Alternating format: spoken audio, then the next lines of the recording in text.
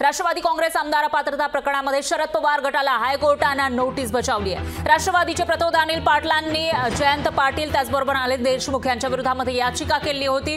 तर 11 मार्च पर्यंत याविषयी भूमिका स्पष्ट करण्याचे निर्देश कोर्टानं दिले आहेत। सुनावणी 14 मार्च पर्यंत तहकूब करण्यात आली आहे। दरम्यान याविषयी जितेंद्र आव्हाड यांची प्रतिक्रिया समोर येते। तर राष्ट्रवादी काँग्रेस आमदार पात्रता प्रकरणामध्ये अजित पवार गटाने हायकोर्टात धाव घेतलेली आहे आणि याच प्रकरणामध्ये सुनावणी दरम्यान हायकोर्टानं आता शरद पवार गटाला नोटीस बजावलेली आहे। अनिल पाटील यांनी जयंत पाटील अनिल देशमुख यांच्या विरोधामध्ये याचिका केली होती आणि त्या प्रकरणाची आता पुढील सुनावणी ही 14 मार्च पर्यंत तहकूब करण्यात आली आहे।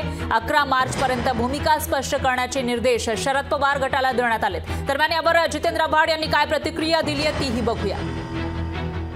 लागल्या 24 तासाच्या आत अजित पवारांच्या गटाचे अनिल पाटील हे हायकोर्टात जातात, हे मोठं आश्चर्य। ते हायकोर्टात का गेले आहेत? तर त्यांना आम्हाला सुप्रीम कोर्टात जाऊ द्यायचं नाही म्हणून ते हायकोर्टात गेलेत। ते सर्वोच्च न्यायालयाला घाबरलेत। ज्या पद्धतीने सर्वोच्च न्यायालय पुढे जात आहे लोकशाही वाचवण्यासाठी, त्यांना माहिती आहे आपल्या मानेवर येणार आहे, तरी आम्हाला जिथे जायचंय तिथे आम्ही जाणारच आहोत। लोकशाही मराठी ऐका, पहा, जागरूक रहा।